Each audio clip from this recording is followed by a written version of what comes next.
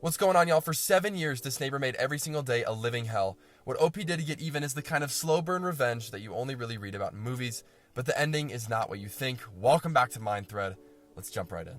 An absolutely riveting saga of David versus the noisy gobshite. Firstly, this didn't happen to me. I was the person when they received a phone call about the issue. Then he explained it to me. He's not on Reddit, so I'm sharing it. It's pretty priceless. All names have been changed to protect personal and company identities. Then the OP defined some listed buildings. Important to the story. In the UK, there is a system for preserving ancient and important buildings. If a building has historical importance, it is known as a listed, and the rules about how it's developed, maintained, and improved are very strict. I need to be vague about the work involved, otherwise it's too easy to identify the parties involved. My friend David is skilled in a very niche area of construction. He repairs and renovates buildings using a very old construction method that hasn't been common for several centuries. All his work is on conservation projects and quote-unquote listed buildings. David already sounds sick, so he knows what he's doing. Work was required on a grade 1 listed property. The overall building work was being done by the main contractor, ACC Ltd. One part of the work is very specialized, however. The contractor's managers didn't know anyone who did it, so the architect gave them a list of qualified people. The contractors chose my friend because he had the earliest availability. 5 days into the work, the owner of ACC Ltd. arrived on site. He was throwing his weight around and being a noisy gobshite. David's words. There you go, David. David was just doing his job and ignored him. The noisy gobshite told one of his carpenters to get him a coffee. The carpenter then disappeared. Noisy gobshite continued wandering and gobbing off about delays costing him a fortune. 15 minutes after the carpenter disappeared, the noisy gobshite asked my friend a question.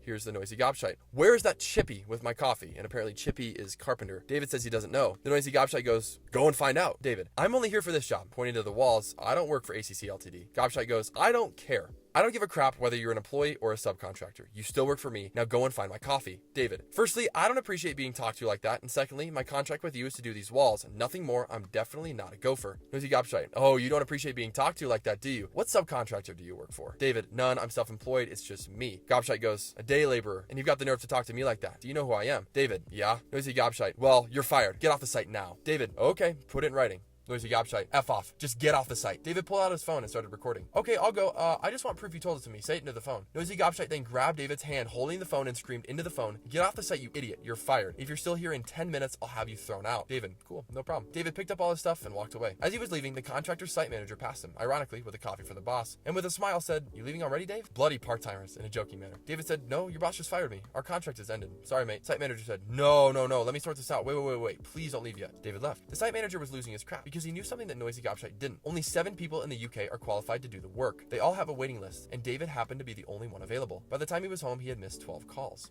That was Thursday. 2 work days missed so far. He said he'll go back only if he gets paid for the extra days and has a genuine apology from the person in charge, which is the boss. I met my friend when he was getting a call from the site manager saying the boss apologizes but is quote-unquote out of the country, so he can't apologize face-to-face. David also told me he phoned the other specialists to warn them, but they'd all been phoned on Friday begging them to do the job. Nobody took the work, they're all booked solid. David also phoned the architect to warn him. In situations like this, some contractors try to bodge the job and fake the work. David is going to stick to his guns, pay for all missed days, and he needs a face-to-face apology. I've said I'll pay anything to watch the face-to-face apology. Okay, first off, just gotta say, David's a G. He's handled the situation perfectly. He hasn't really yelled at anyone. He's just like, all right, man, I'll get out of here then. But I want it in writing. Perfect way to handle about it, David. Perfect way to go into it.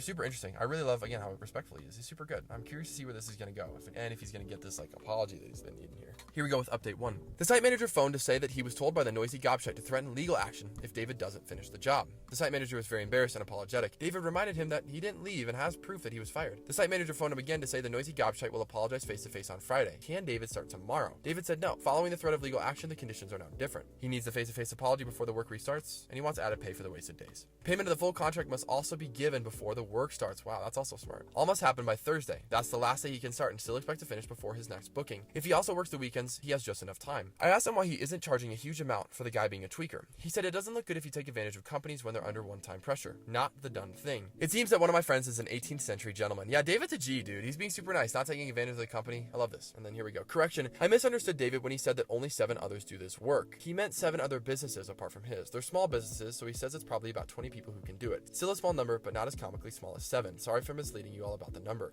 Oh, you're good, OP. This is still awesome. All right, update 2. Unfortunately, it seems there will be no apology. David has discovered that the site manager was blamed for, quote, not making noisy gobshite aware of the situation beforehand and was fired. David contacted the operations director for ACC Ltd, Noisy Gobshite's number 2, and informed them that an apology is no longer required as he will not be returning to the job. The ops director apologized for everything and offered to renegotiate the money, quote unquote, very generously. David told him that he had only considered going back to the job as a personal favor to the original site manager. Since he isn't there, he feels no obligation to return. Ops director said he will get back to David, but didn't say why. I asked why he didn't say, quote, give him his job back or I won't come back. David said, quote, Noisy Gobshite is too petty and weak to be told what to do by a craftsman. It will have to be the company's idea for the site manager to come back. If I tell them to bring him back, it won't happen. David says the site manager is great at his job, but is only 4 years from retirement, so it's not easy to find a job at 61. I've decided I like David even more than I did 3 years ago. Yeah, OP, your friend's a G right here. Really accounting for these people is just super cool. Update 3. It's 2 a.m. here. We just got back from the pub. David got a call while we were out from the sacked site manager. David updated the architect on the situation this afternoon. The architect contacted the sacked site manager to tell him about a company who needed a site manager. That's awesome. The sacked site manager phoned David just before 9 p.m. I had to sit through the phone call, only hearing one side. I must have looked childishly excited while listening. Then David filled me in. The site manager rang to thank him and to find out what his favorite drink was so we can send him a bottle. He hasn't gotten the new job yet, but he is seeing them on Friday. Apparently the architect's recommendation carries some weight, so he's optimistic. David refused at first. I didn't get you a job, the architect did. The site manager said, nah, but you still set all this crap in motion, and told the architect that I'd been fired. Because of you, I never need to deal with that obnoxious guy ever again. David wasn't specific about who the obnoxious guy was, but we'll have to guess. Yeah, funny OP.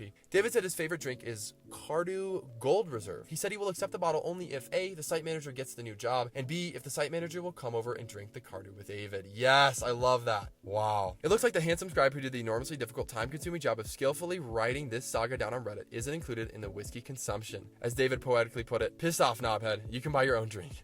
Yo, that's awesome. No way. I love that. All good news, hopefully, except that nobody gets to see that tosspot Noisy Gobshite eat crap when he has to apologize. I was so looking forward to that. Additional information. David and the fired site manager know each other outside of work. Each are members of charity organizations in the same town. 2 different groups, but they work a lot together. Site manager is in the quote-unquote Rotary Club, and David is in the Round Table Club. I don't think he's a knight, but you never know. Update 4. The operations director from ACC Ltd phoned David to suggest that they take the site manager back and generously renegotiate the money. David says they've, quote, missed the boat. There is no way he can finish the job on his own before he starts his next job. There is an absolute minimum of 11 days of work left if everything goes without a hitch. David's next job starts 4th November. Only 10 days left until he works both weekends. Too late. I wish I could be a fly on the wall when Noisy Gobshite is told. The most common question. Many are asking what David does. If I said what it was, it's so identifying that I might as well give you his real name and address. Sorry. The reason there are very few of them is it takes 5 years to become this competent and at least 9 years to be a master craftsman. The job needs at least 1 master present when the work is done. That's really cool. He does something again. That's neat right there. Update 5. Bad news. The fired site manager didn't get the other job. He met the company, but they're not taking him on. The reasons aren't clear. David is meeting him on Sunday to discuss it. I can tell David feels like crap about it, even though it's not his fault. The site manager said he's going to take action for unfair dismissal. I thought this was going to be win-win-win, but I suppose life isn't like that. Update 6. News about the sacked site manager. The situation isn't as bad as we first thought. I thought we misunderstood what happened on Friday. David talked to him yesterday. The company he saw on Friday are not employing him in the normal way. That part was correct. But they have offered him a fixed-term contract for 18 months on a distribution center build. It's not perfect, but on the bright side, it's slightly better paid than ACC. Oh, that's awesome. It's only 18 months, but that's better than anything. There is also the chance that the new company might extend the contract if another project comes in.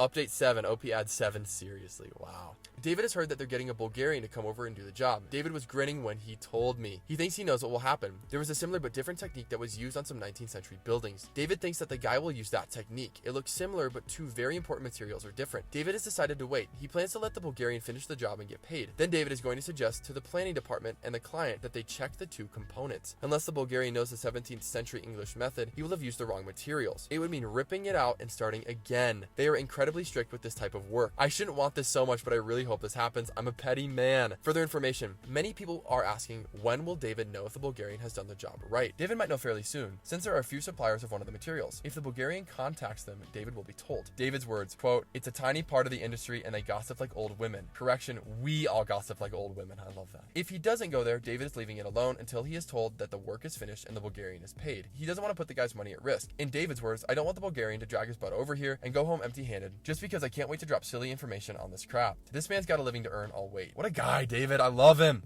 Just in case of confusion, silly guy is the same person as Noisy Gobshite. There we go. It should take the Bulgarian about 3 weeks to finish the job, unless he works weekends. David knows plenty of people on the site and a few at ACC head office, so he'll know when the job is finished. So I've got to sit on my hands for 3 to 4 weeks and pretend I'm not an excited 7-year-old girl pissing her pants about Christmas coming. That's sick. Update 8. David has been told that the Bulgarian got straight to it and started work. He's had materials delivered, but from an ordinary building supplier. The stuff that he needs to do the job properly are too bulky for him to bring with him, even if they sell it in Bulgaria. He hasn't ordered it from the UK supplier. There are 3, but only one has enough for this job because they got it in for David. So unless it is coming by road and ferry, he is not using the right materials.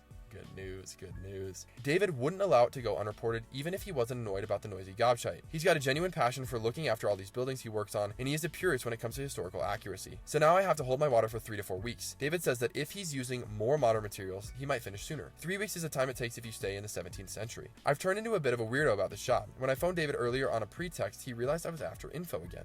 David then contacts the OP. I'm not going to read this whole thing because it's a lot, but it's essentially like David being like, bro, do you want me to strap a body cam to my chest and like record everything? And OP's like, yeah, man. And could you also like put me in all the calls? They're just joking. Just a funny conversation. I love it. OP then says, I know it doesn't look like I have a life, but honestly, I do. I promise. Okay, sick. Here is the next thing. When I first started writing this, I would never have believed what I was going to type. Here we go. Update 9, lots of news. The Bulgarian finished the job and went home 2 weeks ago. According to the people who met him, Stefan's his name, the Bulgarian, was a good guy and a very hard worker. He did 12-hour days and weekends so he could cut the cost of staying in the UK. Based on what he learned about Stefan, David is happy that he waited until Stefan got paid before he reported the work. David was already fairly sure that Stefan was not doing the job correctly. He had checked the 3 firms who are involved. He had checked the 3 firms who are the only UK suppliers of the most obscure material involved in the job, and none said they'd had an offer, and none said they'd had an order for the site. Of course, it was possible that Stefan imported it, but nobody on site had seen an overseas materials order. So, as planned, David contacted the local authority planning department, the client, and the architect, and an organization called Historic England. He explained his concerns and the easiest, least intrusive way of testing. Then he waited for them to look into it. It only took a couple of days, but I can honestly say that I've never been so anxious or felt so invested in something that is, quote, none of my business. First report came from the architect. Dude, I'm getting invested now. Wow, I'm getting invested. First report came from the architect. Wrong method used. Wrong method using the wrong materials. He's used the 19th century Bulgarian technique, not the 17th century English that was demanded. The architect was enormously pissed off. David said he's never heard the architect use bad language before, but this phone call was blue. Apparently, the noisy gobshite was called some pretty not great things. The architect said that he's going to contact the local authority because he doesn't want them to think this has anything to do with him. Most of the rest came to David's second or third hand. He knows some of the staff from ACC. I asked if it was difficult to get them to tell him anything. He said they can't pick up the phone fast enough. I love this little work stuff. This is awesome. The local authority planning officers visited the site and inspected the work. They told the contractors that the work was entirely wrong and must be cleared and done properly. Then it got interesting. Then it's interesting. What are you talking about? The inspectors had a look around the job site. They found a quote-unquote issue. I can't be specific about this because it would be too easy to identify the buildings involved. The contractor has destroyed part of the building. There was an internal feature that didn't look particularly important, but is part of the roof structure. They removed it and put in a much better modern support, but they are not allowed to. Neither the project manager or the new site manager or staff knew the importance. Guess who ordered it to be replaced? Guess who ordered it to be replaced? Yep, noisy gobshite. There we go. It's a criminal offense to destroy anything on this type of property. Jail time type of crime. Even if they don't go to jail, it's a massive fine. So now everybody in that company is pointing fingers at each other and claiming no responsibility. Noisy gobshite has claimed that he did not give the order to take out the internal parts of the roof structure. The project manager has email evidence he did. Wow. On Tuesday the 19th, the client ordered all of the contractor staff off of the site. They're having everything examined. It's almost certain they're firing the contractor. They've issued instructions for bids from new contractors. They'll also sue the contractor for the cost of repairing and replacing everything they've done wrong. The architect's estimate was $800,000. Wow. The local authority planning department wrote to the contractor outlining what they've done wrong and advising them of their plans to inspect and the possibility of prosecution. According to the staff, Noisy Gobshite disappeared to the lawyers on the day the letter arrived. David had 3 different people from ACC phone him within an hour when the news of the letter circulated around the staff. So now we're waiting for a few things. 1, the client's inspection. If that confirms that ACC has damaged the site, then the client has the right to fire the contractor. ACC doesn't get paid and they have a massive repair bill. Then the second thing we're looking for is local authority inspection by conservation experts. If they've destroyed features in the property, the local authority will prosecute ACC as a company and the person who ordered it. David is very unhappy because the internal structure that has been destroyed can't be replaced. In his words, quote, that wood has been sitting there doing its job for 400 years until that jizz stain comes into the picture. Then it's gone and that's it, never again. He seemed genuinely sad. I'm betting that Noisy Gobshite is wishing he'd got his own coffee on that day last month. Yeah, wow. Correction and apology. The letter to ACC, not their real name, did not threaten to prosecute. It only made them aware of the planning department's intention to send a specialist to inspect the building and, in particular, the area affected by the change. Apparently, prosecution, if it happens, takes forever. My sincere apologies for misleading you all. Like everyone else, I was too keen to pick up my pitchfork and believe the worst.